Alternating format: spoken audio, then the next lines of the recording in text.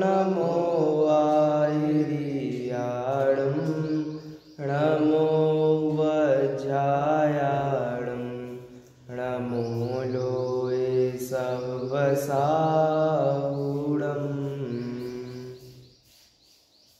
वन्दितु सर्वसिद्धे ध्रुवमचलमणोवमं गतिं पते वोच्छामि समयबाहुड मिडमो सुतकेवली भणिदम्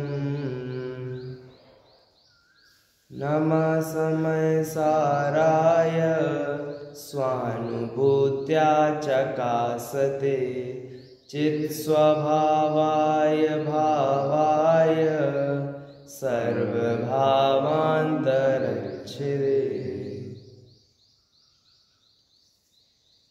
समयसार जी परमागम विराजमान है, जिसमें अभी हमारा कल 242वां कलश आज चलना है। चाचा जी पेज नंबर 716। हाँ, 413वीं गाथा चल रही है। 413वीं गाथा में है बताया है कि बहुत प्रकार के मुनिलिंग हों और बहुत प्रकार के गृहस्थ लिंग हों, श्रावक लिंग हों, बहुत प्रकार के। उनमें जो ममत्व करता है उन्होंने समयसार को नहीं जाना। तो जब तक अभी सब आ रहे हैं तब तक एक बार अपन कल का रिवाइज कर ले रहे। तो यहाँ पर देखिए ममत्व शब्द का प्रयोग किया है। बहुत प्रकार के मुनिलिंग में और बहुत प्रकार के गृहस्थ लिंग में ममत्व करता है। तो ममत्व का अर्थ कल क्या बताया था? ममत्व से क्या लेना? उसमें चारों हो जाते हैं। कौन कौन से चारों? कर्तृत्व, भोक्तृत्व और कर्तृत्व, भोक्ता और कर्तृत्व, भोक्तृत्व। ये तो तीसरे चौथे नंबर की हो गई। दो कौन सी है? एकत्व, एकत्व, ममत्व। एकत्व, ममत्व। तो इसमें चारों आ जाएंगे, है ना। उनमें ममता करते हैं, अर्थात मानते हैं कि यह द्रव्यलिंग ही मोक्ष का दाता है। उन्होंने समयसार को नहीं जाना। और समयसार का अर्थ क्या बताया था? समयसार का अर्थ आत्मा के दर्शन ज्ञान चारित्र। दर्शन ज्ञान चारित्र, ये भी आ गया था अभी पिछले कलशों में। और एक जो पहले कलश से बताया था, अभी जो मंगलाचरण किया ना, नमः समयसार है, उसमें किसको नमस्कार किया है? अपने शुद्ध आत्मा को। यानी और कल पूरा विस्तार भी दिया कि नमस्कार मतलब ये नहीं होता कि किसी बड़े को ही नमस्कार करें, हम खुद को भी नमस्कार कर सकते हैं। हम जैसे बोलते हैं कि भाई जिनवाणी माता की जय हो, तो ये क्या है? ये जिनवाणी माता को क्या है? नमस्कार है। और फिर बड़े हमें जो दे रहे हैं ना आशीर्वाद कि जाओ खुश रहो, तो ये भी क्या है? ये बड़े हमें नमस्कार कर रहे हैं। नमस्कार मतलब वो झुक के प्रणाम करना बस नहीं, आशीर्वचन बोलना वो भी क्या है? नमस्कार ही है।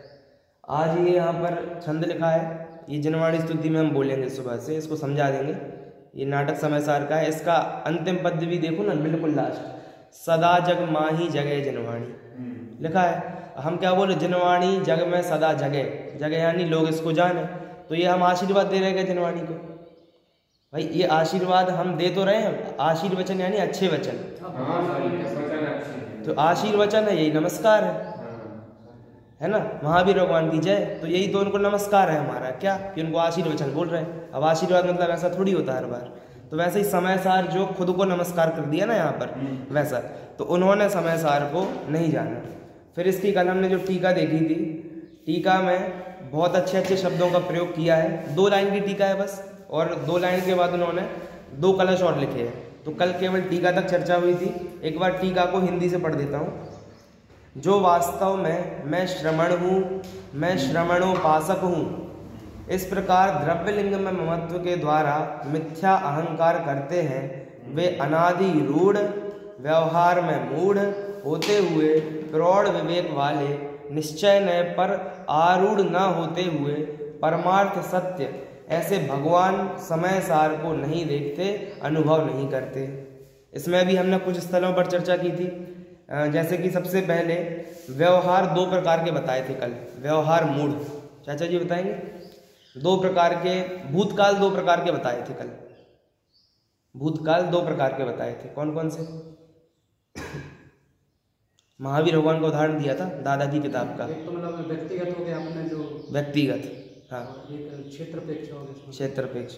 देखिए, दो प्रकार के भूतकाल हैं। एक तो व्यक्तिगत अपने जन्म जन्मांतर कि मैं पिछले भाव में क्या था, देव था, उसके पहले क्या था, ऐसे, ये मेरा भूतकाल। और दूसरा ये जो फुटेरा नगरी है, यहाँ पर मैं था, मेरे से पहले मेरे पूर्वज कौन हुए, पिताजी हुए, उसके पहले कौन हुए, तो ये यहाँ का भूतकाल हो गया।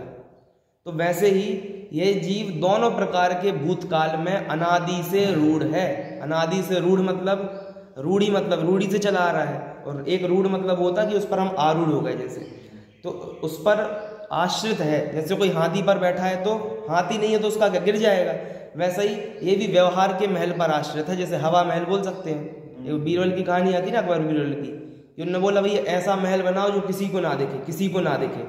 तो उन्होंने क्या बोला, बिल्कुल बनवाएंगे। वो हार तो मानते नहीं बीरबल, तो उन्होंने क्या किया, उनने वहाँ पर थोड़े पेड़ वगैरह लगवा दिए, तो वहाँ पर वो कबूतर वगैरह ऐसे आने लगे, तो वो चैं चैं पैं कर रहे थे। तो वो उन्होंने कहा देखो महल कितना अच्छा बन रहा है, महल कितना अच्छा बन रहा है। तो उन्होंने कहा देखो बन रहा है। तो अकबर कह रहे हैं मैं तो दिखा ही नहीं रहा। उन्होंने कहा देखो ना, ये तोता बोल रहा है जल्दी से ईंट लाओ, ईंट लाओ, ये गिट्टी लाओ, गिट्टी लाओ, अच्छे से करो। ये क्या हो गया, निराधार बातें हैं। तो वैसे ही जो व्यवहार पर आरूढ़ हो गया, उनकी सब बातें कैसी हैं, हवा महल जैसी हैं। हवा महल जैसी मतलब बस वो ही है ना कि कल जो बताया कि भाई गधा बोल रहा है कि क्या रूप है आपका, ऊंट क्या रूप है आपका, और वहां से ऊंट क्या बोल रहा है कि आपकी क्या ध्वनि है, गधे से, अहो रूपम अहो ध्वनि। ऐसा हवा महल है। लेकिन हमें केवल इतना प्रयोजन नहीं है कि हम उनके हवा महल को देखकर यहाँ पर हंस लें, थोड़ा हास्य कर लें। ये हम में भी तो है ना भाई।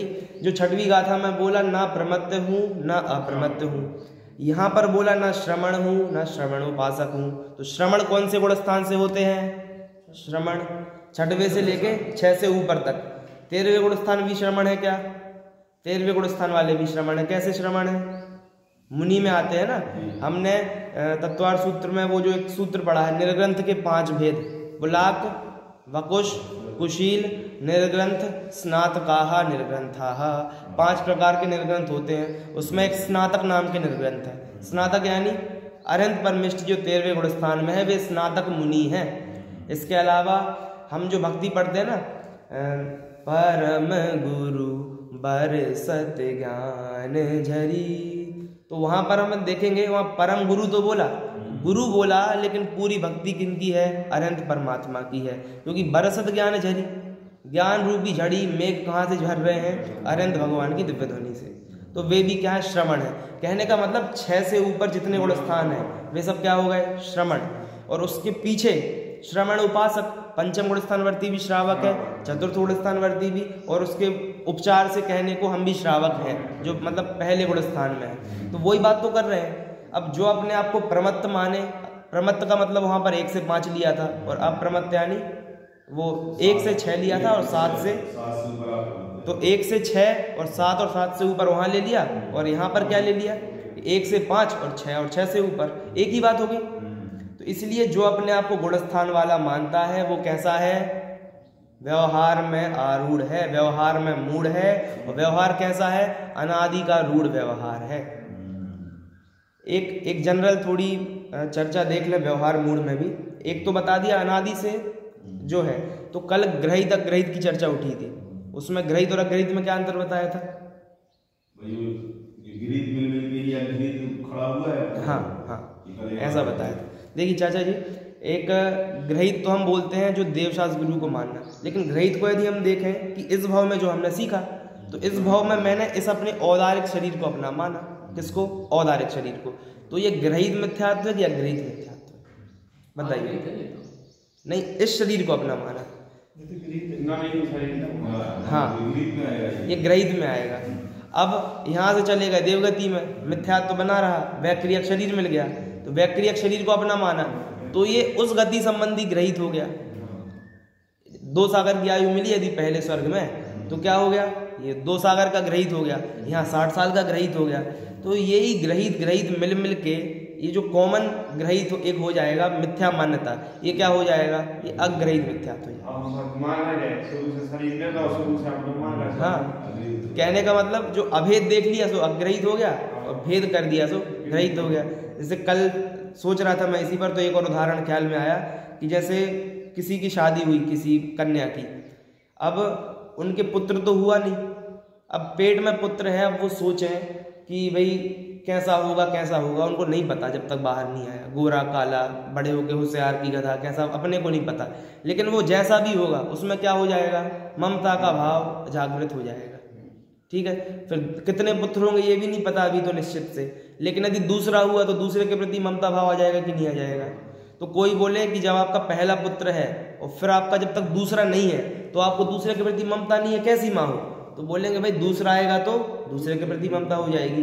तो ये क्या है, ममता भाव कॉमन है, और पुत्र आते जा रहे हैं तो हर एक के प्रति ममता भाव बढ़ती जा रही है।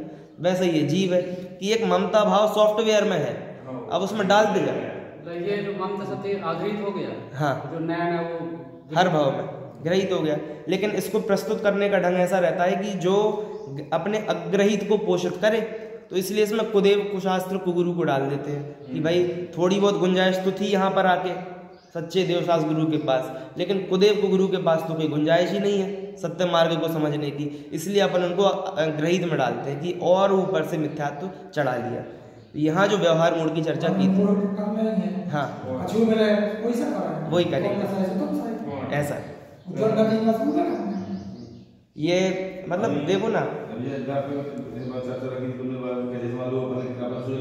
छोड़ दिया उनको दिवाली, हाँ छोड़ ग्रीक मोटे रूप में देव शासन से जोड़ के दिया मोटा और वो सही भी है। हाँ वो सही भी है, क्योंकि वहां से छूट के यहाँ है और सही भी है। एक थोड़ा मोटिवेशन भी है जैनों को, क्या चलो भैया ग्रहित मिथ्यात्व से छूटे ऐसा ना। हाँ, अब यदि पहले ही दिन कोई आया सुनने और उसको बोल दें आप तो ग्रहित मिथ्या दृष्टि हो, क्यों? क्योंकि इसको माने तो बोलेगा है जो का कह रहे हैं। तो इसलिए जो बिगिनर्स हैं नए नए, उनको समझाने के लिए ऐसी जनवाणी में शैली है, क्योंकि जनवाणी केवल समझाने के लिए है। हमारा जो वस्तु स्वरूप है वो शब्दों में आ ही नहीं सकता। ये तो बस प्रयास किया है आचार्य देवों ने, क्या प्रयास किया है ये अपने को उसके बाद इनको पढ़कर आत्मानुभूति तक होती है। तो ये प्रयास कितना उत्तम है। ये तो हो गया दो प्रकार के व्यवहार में से व्यक्तिगत जो भूतकाल है हमारा, उसकी चर्चा हो गई। एक समझ लीजिए क्षेत्र विशेष संबंधी, इस पर थोड़ी चर्चा करना बाकी थी। देखिए क्या है, आप लोग खुद विचार कीजिए, ये पूजन की पद्धति आई है हमारे पास। कौन सी पूजन की पद्धति? अपन 20 पंथी में नहीं जा रहे, अपन श्वेतांबर की बात नहीं कर रहे, अपनी 13 पंथी में, जिसे हम बोलते हैं ना श्री मूल संग सुदृशाम सुकृतई कहेतु। मूल संग के जो सम्यक दृष्टि हैं उनके सुकृत यानी उनके अच्छे कर्म, उसका एकमात्र हेतु क्या है? पूजा।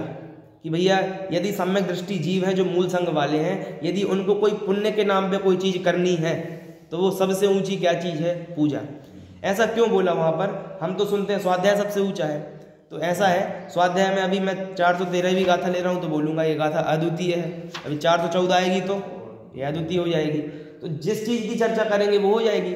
वो चल रही है पूजा पीठिका, तो वहां बोला, ये संस्कृत बोल दिया, इसका हिंदी है मूल संग के सम्यक दृष्टि उनके सत्कर्मों के हेतु मेरे द्वारा कही जा रही यह जैनेन्द्र यज्ञ विधि सेतु। मतलब ये पूजन कैसी है? ये मूल संग के सम्यक दृष्टियों के लिए एकमात्र पुण्य का कार्य है। तो स्वाध्याय भी पुण्य का कार्य है, लेकिन पूजन की बात चल रही है तो वो अद्वितीय। कैसे आई वो पूजन पद्धति? थोड़ा विचार करें अपन इस पर। तो ऐसा है कि दो प्रकार की संस्कृतियां अपने भारतवर्ष में चल रही हैं शुरू से, जब से संस्कृतियों का डेवलपमेंट हुआ, ऐसा इतिहास में कहते हैं। दो प्रकार की, कौन कौन सी? एक श्रमण संस्कृति जिसमें जैन और बौद्ध आ जाते हैं, श्रमण संस्कृति, और दूसरी कौन सी है? वैष्णव वैदिक संस्कृति। ये दो संस्कृतियां हैं।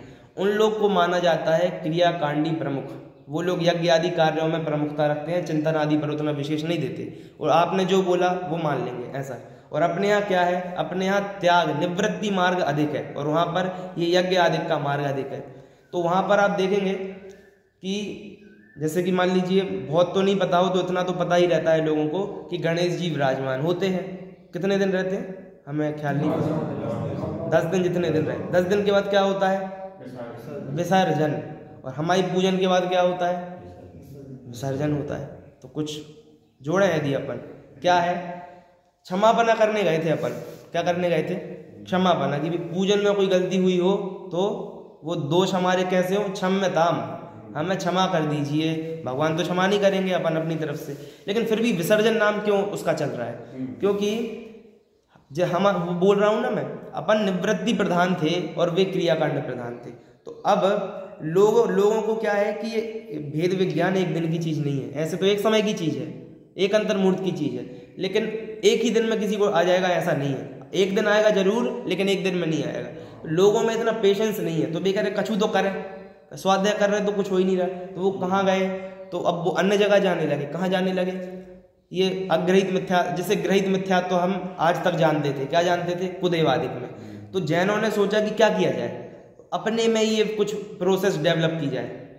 कैसी प्रोसेस डेवलप की जाए कि जो काम वहाँ हो रहे हैं वैसे ही के वैसे ही नाम बोई रख के थोड़ा शुद्ध करके अपने में चल जाए, तो लोग वहाँ जाना नहीं करेंगे। तो इसलिए क्या किया गया, अपने यहाँ पर क्षमापना करने गए तो उसी को अपन ने विसर्जन नाम दे दिया। क्यों, भगवान अब जा रहे हैं, हम तो अपन जा रहे, भगवान तो वहीं बैठे और विसर्जन अपन कर रहे। तो विसर्जन क्या हो गया, विसर्जन क्या हो गया, किसका विसर्जन कर रहे हैं हम, वहाँ पर हम बोलते हैं अपने जो हमने गलतियाँ की हैं उनका विसर्जन कर रहे हैं। ये जोड़ देते हैं हम, क्योंकि हमें कुल मिलाकर अपनी जो पद्धति चल रही है उसको पूरा सही बताना है, इसलिए आगे लिखा ना श्रीमूल संघ। ये बताइए पूजा पीठिका लिखी किन्होंने, ये बता दीजिए आप, तो संस्कृत वाली पूजा पीठिका के लेखक कौन है, पता ही नहीं है, किसी पंडित को नहीं पता। जिन्होंने पूजांजलियों का संपादन कर दिया, अपनी पूजा, अपनी जो, जैसे मैं बनाऊं एक किताब, मैं बनाऊं तो मैं डिसाइड करूंगा कि मुझे इसमें बड़े पंडित जी साहब की कितनी पूजन रखनी है, दादा की, युगल जी की और प्राचीन कवियों की कितनी रखनी, कितनी नहीं रखनी। तो क्यों रखते हैं हम संस्कृत, क्यों, वही चली आ रही, वो बंद कर देंगे तो लोग कहेंगे कैसी पूजांजलि है। ख्याल में आ रहा है ना, ये क्या है, अपना अनादि रूढ़ है। अब रूढ़ मतलब क्या, इसको गलत नहीं बता रहे, पूजा जितनी, ऐसा बोलते हैं ना भाई, भारतवर्ष में जितने मंदिर हैं उतनी पूजा पद्धतियां हैं, ऐसा बोलते हैं। और इसके बाद भी बोलते हैं कि जितने व्यक्ति हैं उतनी पूजा पद्धतियां हैं। मुंडे मुंडे मतिर भिन्ना, यानी जितनी मुंडी दिख रही है, मुंडी मतलब जितने व्यक्ति दिख रहे हैं उतने मत अलग अलग हैं। और कुंडे कुंडे पयः नवम, यानी हर कुंड पर जिस प्रकार नया पानी होता है, वो भाई लोग ऐसे बोलते हैं ना, खारा पानी मीठा पानी, यहाँ का तो ऐसा है वहाँ का वैसा है। तो ये क्या होता है, ये जिस प्रकार हर कुंड में थोड़ा ही दूर हो, भाई दो घर हो और एक में उतने ही लेवल पर पानी आ रहा बोर पर और दूसरे में नहीं आ रहा, बाजू में है बिल्कुल, ये क्या है, ये थोड़ा सा परिवर्तन होता है और पद्धति चेंज हो जाती है। तो वैसे ही एक मंदिर बदला, पूजन पद्धति चेंज हो गई कि किसी मंदिर में इस समाज के इतने मंदिर हैं और इस पंथ के इतने मंदिर हैं।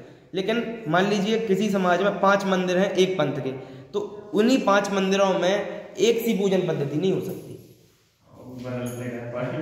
हाँ, छोटे में वो जबलपुर शिविर में आप लोग भेजते थे ना हमें, तो वहाँ पर एक, मुझे नहीं याद वो कौन है, एक साल मान लीजिए मेरे क्लासमेट था वो, जो वहाँ की क्लासमेट, तो एक हफ्ते के लिए, तो अपन को तो जैसे बताया था कि यहाँ से अपन अर्घ लें और यहाँ प्रक्षेपण कर दें। वो कह रहे हैं ऐसे नहीं, ऐसे पकड़ो, ऐसे और ऐसे चढ़ाओ, ऐसे पकड़ो। एक वो कह रहा है कि फिर इसको ऐसे किया करो, वो बॉलिंग ऐसे स्पिन बॉलिंग कर रहे हैं, ऐसा है। ये क्या चल रहा है, ख्याल आ रहा है? अरे आप और तो छोड़ो, जो अपनी पूजा पीठिका है 2 प्रकार की है, एक कौन सी है, एक हिंदी है, अब एक बड़े पंडित जी साहब की, एक दादा की, और एक वो संस्कृत का ही अनुवाद है। 3 प्रकार की कम से कम अपन को पता है। एक संस्कृत है, 4 ये हो गई, एक संस्कृत की हिंदी, एक दादा वाली अलग वैसे ही है, और एक पंडित जी साहब की, बड़े पंडित जी साहब की संस्कृत वाली है। संस्कृत वाली में सबसे शुरू में बोलना चाचा जी पूजन करके आए ना अपन, संस्कृत वाली है, उसमें सबसे पहले क्या है, ओम जय जय जय नमोस्तु, संस्कृत हो गई, संस्कृत है ना। उसके बाद क्या है, सबसे पहले ओम जय जय जय के बाद क्या है, प्रणमोकार। प्रणमोकार मंत्र कौन सी भाषा का है, प्राकृत का है। संस्कृत पूजा पीठिका करने आए थे हम, तो क्या, उसके बाद ओम ह्रीम अनादि मूल मंत्र हो गया। उसके बाद क्या आया, चत्तारी मंगल पाठ। चत्तारी मंगल पाठ कौन सी भाषा में है, प्राकृत में है। उसके बाद अपन गए किसमें कि भाई अपवित्र अपवित्रो वा, ये तो संस्कृत है, लेकिन इसके नीचे जाओ तो एक आएगा एसो पंचणमो यारो, क्या हो गया, फिर प्राकृत आ गया। 3 पद्य, मतलब चत्तारी मंगल, चत्तारी उत्तम और शरण, ये 3 णमोकार मंत्र और एसो पंचणम, 5 उसमें छंद प्राकृत के हैं। ये क्या बता रहा है, ये बता रहा है जोड़ तोड़ कर ये पूजना बनी है। कौन सी? कम से कम ये जो पूजा पीठिका है प्राचीन काल की। क्यों बनी है? उन्होंने कहा कुछ नहीं, जो प्रसिद्ध है ना, जैसे कर्माष्टम विनिर्मुक्तम, वो पद्मनंदी आचार्य की जो संस्कृत सिद्ध पूजा है संस्कृत वाली, है ना, उसका एक छंद ले लिया अर्घ का, 6 लाइन का है, तो उसमें 4 तो बड़ी बड़ी लाइन है और 2 दोहा थे, मतलब 2 लाइन का एक दोहा, कर्माष्टम विनिर्मुक्तम अनुष्टुप, उसे डाल दिया। क्या है ये है कि भाई लोगों को जो आता है उसी में उसको रूढ़ कर दिया जाए, है ना। तो एसो पंचड़मो यारो आता था, वो डाल दिया, उनने संस्कृत प्राकृत का भेद नहीं देखा। फिर कर्माष्टक विनिर्मुक्तम आता था, अपवित्र पवित्रो, ये वहां पर मिल जाएंगी पूरी पंक्तियां वैष्णव पद्धति में, पूरी की पूरी। फिर एक वो है, जैसे अपन बोलते हैं ना, बड़ा मंगलाचरण बोलना चाहिए, पहले तो सब बोलते थे, अस्य मूल ग्रंथ कर्तारा श्री सर्व, उसमें जो शुरू में है उसमें ओमकारम बिंदु संयुक्तम है, ओमकारम बिंदु संयुक्तम आप देख लेना यूट्यूब पे सर्च करके, वो 1 घंटे का वो हो जाएगा 20 सेकंड में, ओमकारम बिंदु संयुक्तम। लूप में वो डला है, मतलब 1 घंटे 20 सेकंड, फिर 20 सेकंड, 1 मिनट में 3 बार ऐसा यूट्यूब पे डले हैं। क्यों? वो लोग ऐसा ध्यान करते हैं और वो यूट्यूब पे चला लेंगे और बस ओमकारम बिंदु संयुक्तम वो चलता रहेगा, उनका कोई ध्यान कर रहा है। अरे उनके ओम में दूसरे गर्भित हो गए, अपने ओम में बता ये रहे हैं, अपन के ओम में अपन ने पंच परमेष्टि क्यों गर्भित किए? ओम में तुम ओम को मानत रहो, लेकिन ओम में तुम इनको मत मानो, अग्रही द्वारा। उसका अर्थ क्या है? ओमकारम बिंदु संयुक्तम, ओम है ओम, वो कैसा है? बिंदु के साथ है, संयुक्तम, ओम कैसा चाहिए? बिंदु संयुक्तम। ऐसे ओम को कौन ध्याते हैं?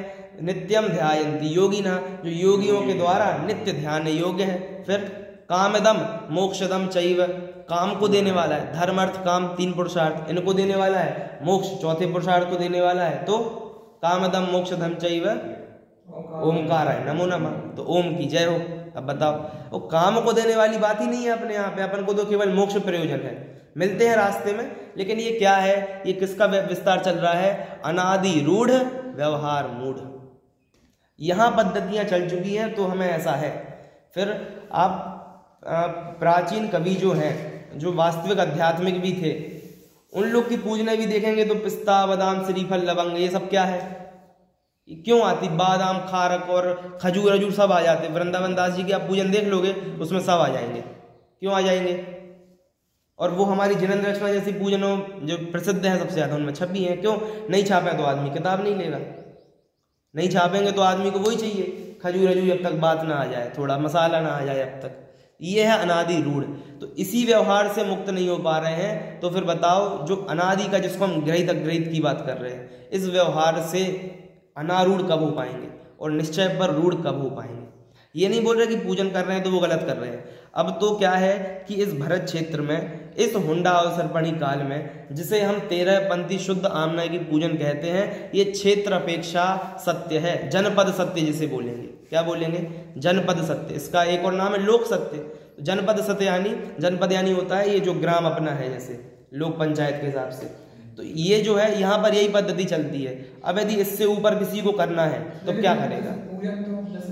प्राचीन में जैसे आचार्य थे, तो उन्होंने तो कोई मार्ग दिया होगा कि गृहस्थ आदि पूजन कैसे करेंगे। हाँ, कोई चीज तो होगी जो शुद्ध प्योरिटी वाली। अरे अब बोल रहे हैं ना, इसी पूजन में ये क्यों लिखना पड़ा कि श्री मूल संग सुदृशाम सुकृतई कहेतु?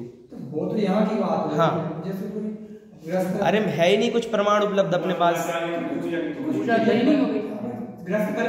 करेगा क्या? वही तो बोल रहे हैं। तो इसलिए बोला ना कि अभी वो जितना प्राचीन था वो सब ऐसा हो गया रफा दफा।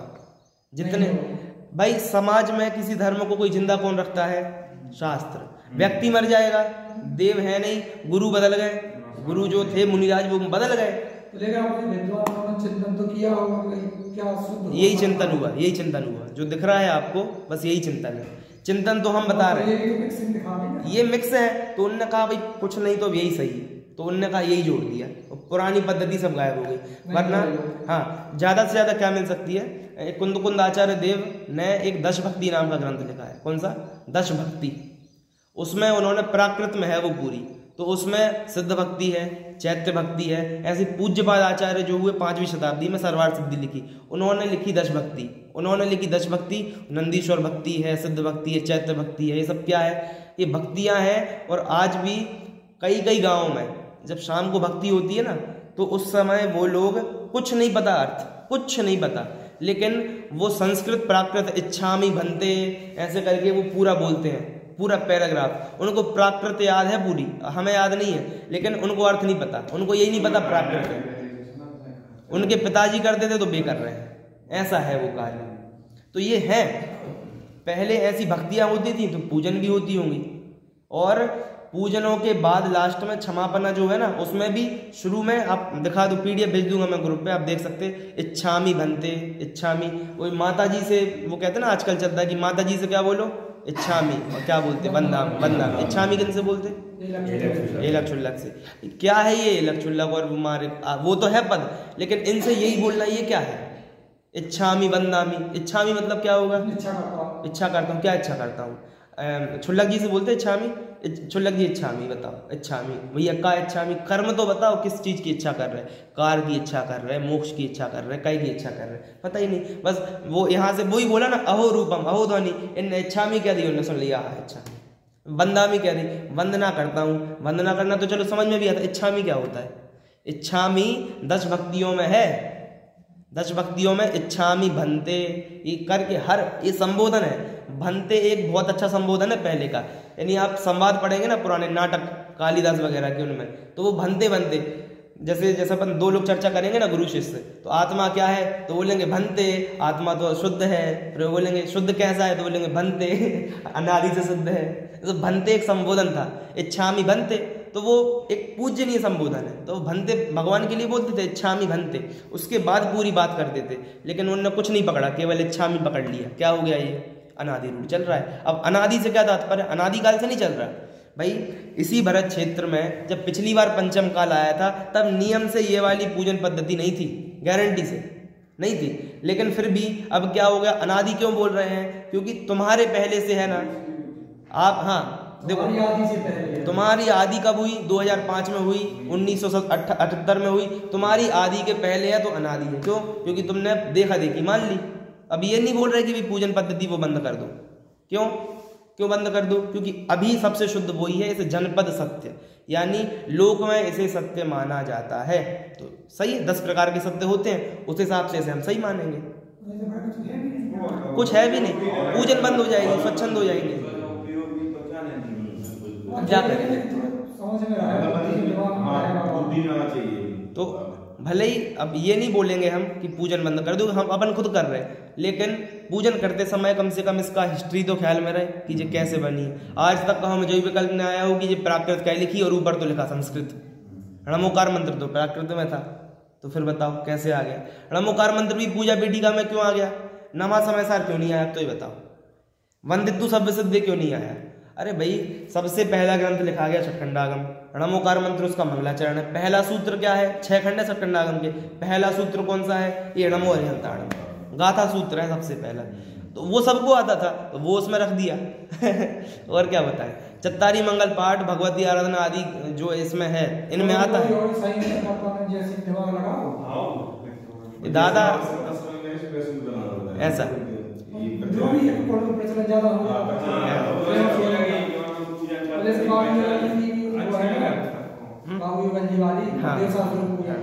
किसी को नहीं पता कि किसकी है, लेकिन थोड़ा सा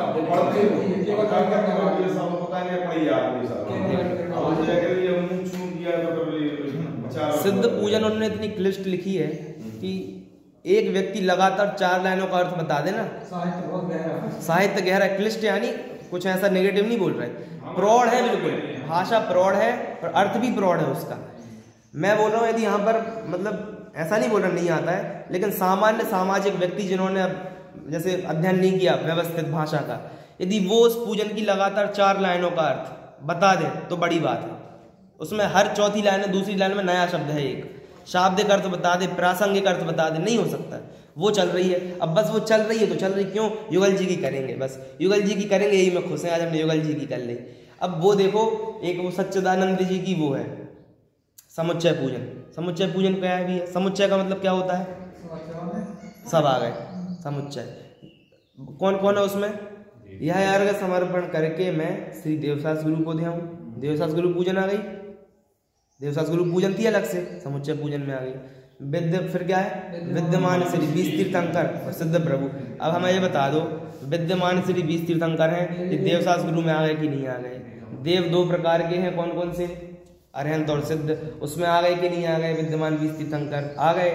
और यही नहीं पता कि भैया 20 होते हैं कि 160 भी हो सकते हैं, ज़्यादा से ज़्यादा 160 हो सकते हैं। विदेह क्षेत्र के 160 हो सकते हैं, मुझे ही नहीं पता।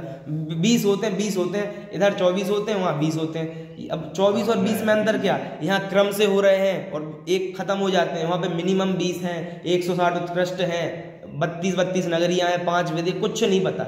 बस क्या है, अपन ने 2 पूजन कर ली। एक पूजन में कौन सी?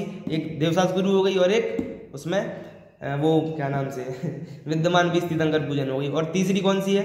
सिद्ध प्रभु जी के। तो सिद्ध प्रभु जी के गुण गाऊं तो सिद्ध प्रभु आ गए। ये क्या हो गया? 3 पूजन एक साथ हो गई। जिसको पता होता कि तीनों एक हैं वो ऐसा ज़्यादा इसमें नहीं हाइप करता इस चीज़ को। पूजन तो करेंगे। अब इस पूजन के, इसी पूजन के फल में है पिस्ता बादाम श्रीफल लवंग चरणन तुम डिग में ले आया आत्म रस भी ने निज गुण फल। अब वो आत्म रस आ गया तो लगने लगा अध्यात्म हो गया, ऊपर का सब गौण हो जाता है। ये क्या चल रहा है? अनादि रूढ़, ये वाला अनादि रूढ़, समझे? ये विस्तार अपन पूजन समझने नहीं कर रहे, ये हम बता रहे हैं कि कम से कम इससे ही मुक्त नहीं हो पा रहे हैं तो फिर आगे की तो क्या बात है भाई। वो क्रिया भी ये करेंगे और वहां पर केवल ज्ञान से भिन्न बताने में बहुत मजा आता है। क्यों? क्योंकि आत्मा केवल ज्ञान से भिन्न है, मजा आएगा ही। क्यों? केवल ज्ञान है नहीं अपने को, तो उससे भिन्न बोलने में मजा आएगा और क्या। लेकिन जब यहीं अपन 100% क्लियर नहीं हो पा रहे हैं तो वहां जाने की कैसे बात आएगी? तो इस प्रकार ये खलु श्रवणोहम श्रावकोहम इति द्रव्यलिंग ममकारेण, द्रव्यलिंग के ममकार से मिथ्या अहंकार करता है वे अनादि रूढ़ व्यवहार मूढ़ाहा प्रौढ़ विवेकम निश्चयम अनारूढ़। और जो प्रौढ़ है, प्रौढ़ विवेक वाला निश्चय है उस पर कैसे हैं? अनारूढ़ है, यानी उस पर उन्होंने आश्रय नहीं लिया उसका। वे परमार्थ सत्यम भगवंतम समय सारम न पश्यन्ति। और भगवंतम का अर्थ और कल क्या बताया था? भगवंतम का लक्ष्मीवान, लक्ष्मी मतलब वैभव। और हमारा वैभव क्या है? ज्ञान दर्शन सुख वीर ही हमारा वैभव है, ज्ञानानंद स्वभावी हूँ, ये हमारा वैभव है। तो ऐसे भगवंत, भग यानी ये अनंत गुण और वंत यानी वाला, अनंत गुण वाला समय सार मैं उसको नहीं देखते हैं। कौन? ये लोग नहीं देखते हैं। और ये लोग में यदि हम आते हो तो अपना अपना देख लेना, क्योंकि यहाँ पर अभी वो बता दी ना प्रमत्ता प्रमत्त से रहित। प्रमत्त 1 से 5 गुणस्थान श्रवण हो गया और 1 से 5 श्रवणोपासक हो गया और 6 और 6 से ऊपर ये श्रवण हो गए। तो इनसे मैं पार हूं। जो अपने आप को ये मानता है वो क्या है? वो व्यवहार आरूढ़ है। तो व्यवहार का प्रयोग तो करना, लेकिन व्यवहार में क्या नहीं होना? आरूढ़ नहीं होना। आरूढ़ यानी बिल्कुल उसके ही वो हमारा बेस हो गया, यानी ये नहीं तो अपन कुछ नहीं, ऐसा हो जाता है। चलिए वो तो कल की चर्चा, मतलब 413 विगाधा की टीका ही हो पाई। अभी अपने पास 5 मिनट है। तो ये जिनवाणी स्तुति है।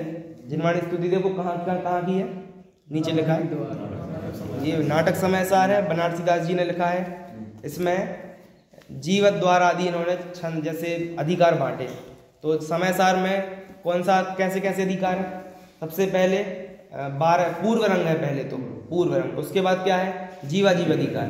तो ऐसे ही इन्होंने यहाँ पर एक उत्थानी का नाम से 51 छंद लिखे। यहाँ पर 51, ये दिख रहा है 51।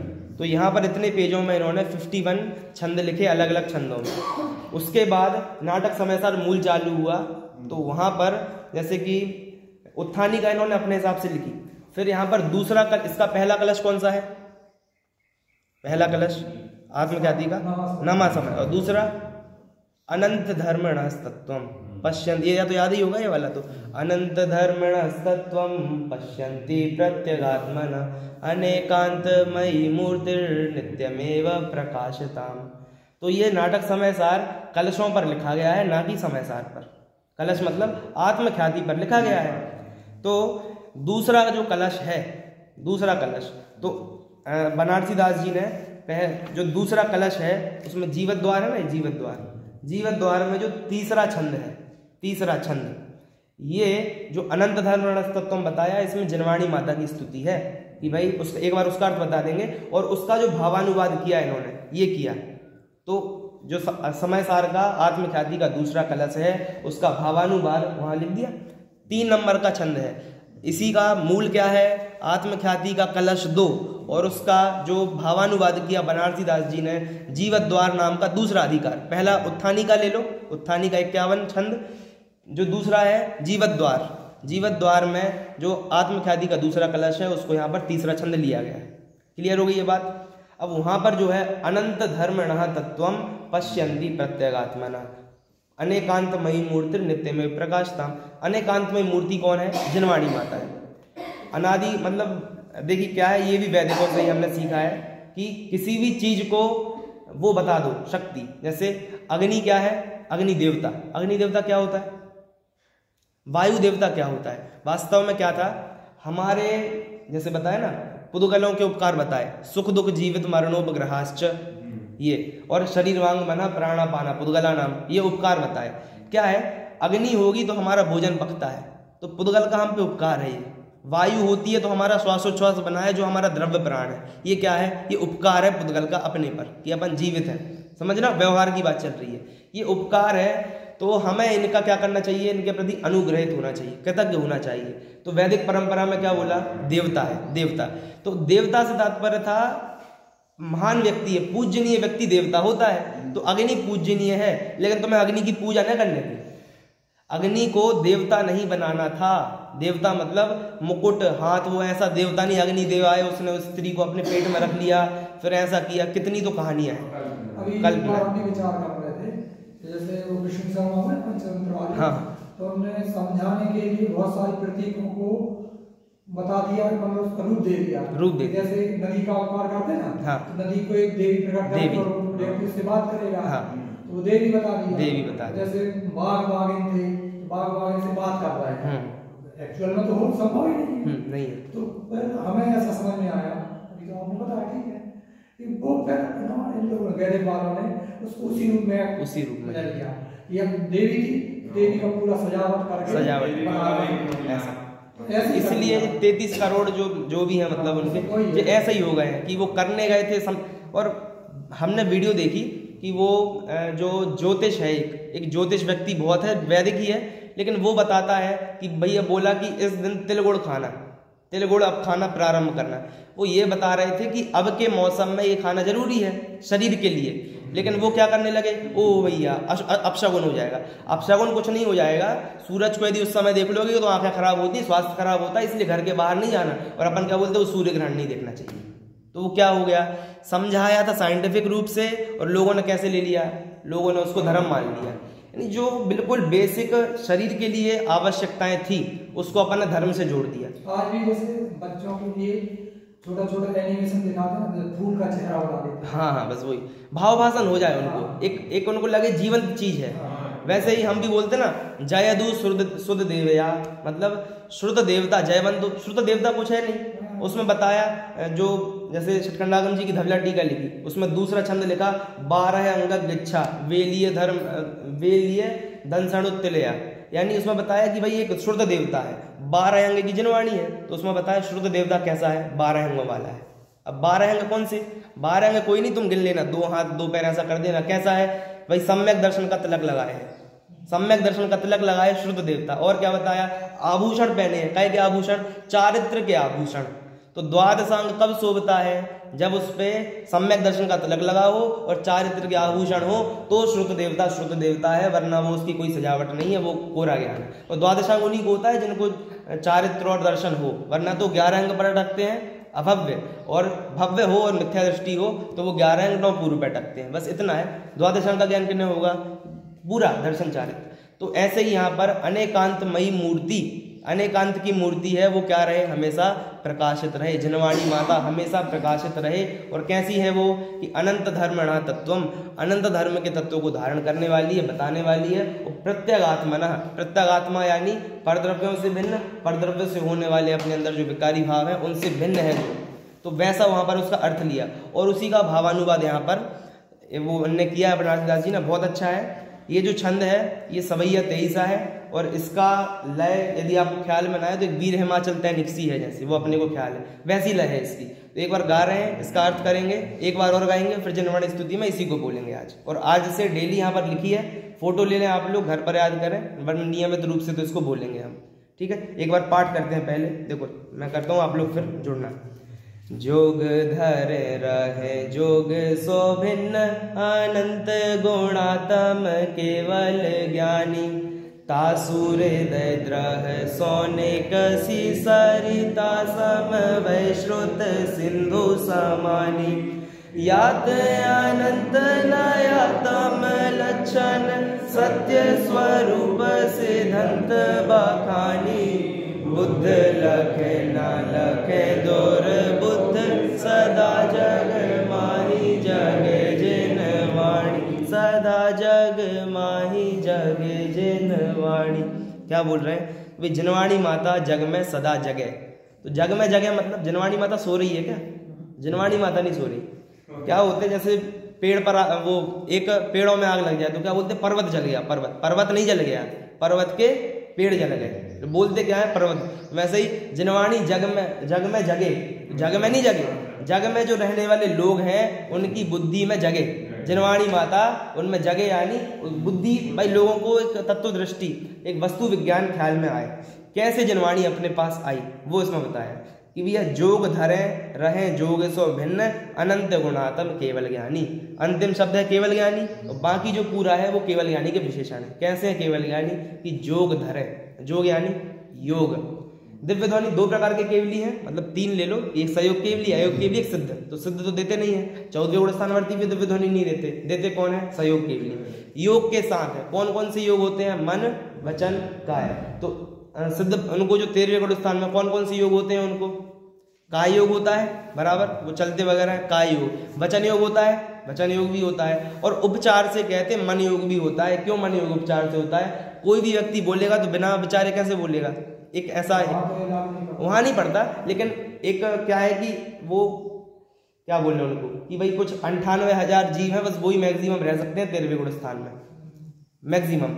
ऐसे 89 और 502 98,502 कुछ जीव इतने रह सकते हैं। तो वहां पर हाँ 89 89 बोलते हैं, 89,502 ऐसे जीव रह सकते, इससे ज्यादा नहीं रहेंगे। तो अनंत जीव तो है ना ऐसे जो मन वाले, मतलब असंख्यात जीव हैं जो मन से फिर बोलते हैं। तो वैसे ही एक सामान्य उपचार से बोलते, बहुत उपचार है। जोग सहित है फिर भी कैसे हैं? जोग से भिन्न है, यानी योग से उनको कुछ फर्क नहीं पड़ता है। तो जोग तो धरे लेकिन जोग से भिन्न है। और कैसे हैं? अनंत गुण वाले, अनंत गुणात्म है, ऐसे केवल ज्ञानी। उनके हृदय रूपी, हृदय द्रह यानी क्या होता है? सरोवर।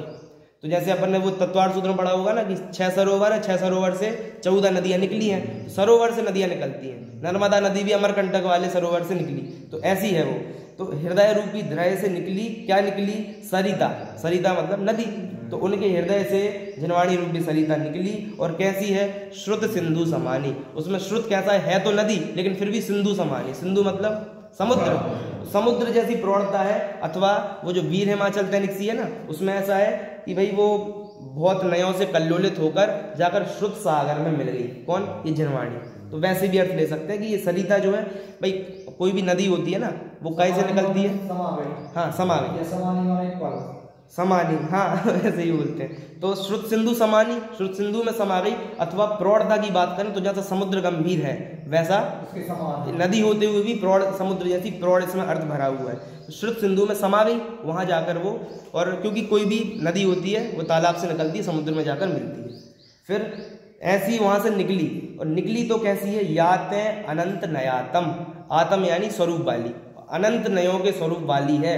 अनंत धर्म तत्वम, उसी का किया यहाँ पर, अनंत नयों वाली है। तो अनंत नयातम लक्षण, लक्षण है यानी अन्य जो वाणियां हैं अन्य विष्णु आदि की, वो कैसी है? नए स्वरूप, नयात्मक, नयातम। वो अलात्मा नहीं, नयात्मक यानी नयातम। तो वैसे नयातम यानी नए स्वरूप वाली है। लक्षण है इसका, लक्षण यानी जो अन्य से पृथक करे। हाँ नयात्मक लक्षण, अनंत नयात्मक लक्षण है। बाकी सब तो एकांत लक्षणात्मक है। और हम ये जिनवाणी माता है अनंत नयातम लक्षण है। कैसी है? सत्य स्वरूप है, सरल है। सिद्धांत, सिद्धांत यानी सिद्धांत है। और सिद्धांत का मतलब अच्छा खोला था अभी 1-2 दिन पहले। सिद्धांत बखानी, बखानी यानी ऐसी बताई गई है, व्याख्यान किया गया है। और क्या बताया निष्कर्ष कि इतनी प्रौढ़ है तो बुद्ध तो लखें और ना लखें दुर्बुद्ध, लेकिन फिर भी भावना अपनी ये है कि सदा जगमाही जगे जिनवाणी। सदा यानी कालापेक्षा और सभी की अपेक्षा, कि जितने भी जीव हैं वे सब चाहे बुद्ध हो चाहे दुर्बुद्ध, और जो इसको लख लेगा वो क्या अपने आप क्या हो जाएगा? बुद्ध हो जाएगा। तो कोई टैग तो लगा नहीं है कि ये बुद्ध ये दुर्बुद्ध, जो जाने सो बुद्ध, जो नहीं जाने सो दुर्बुद्ध। एक बार इसका पाठ करें, किसी की जनवाणी स्तुति करें, एक बार पाठ कर लो, एक बार अच्छा रहेगा, याद हो जाएगा बार बार ऐसे करके। एक बार पाठ कर लो, फिर जनवाणी स्तुति में दोबारा बोल लेंगे। जोग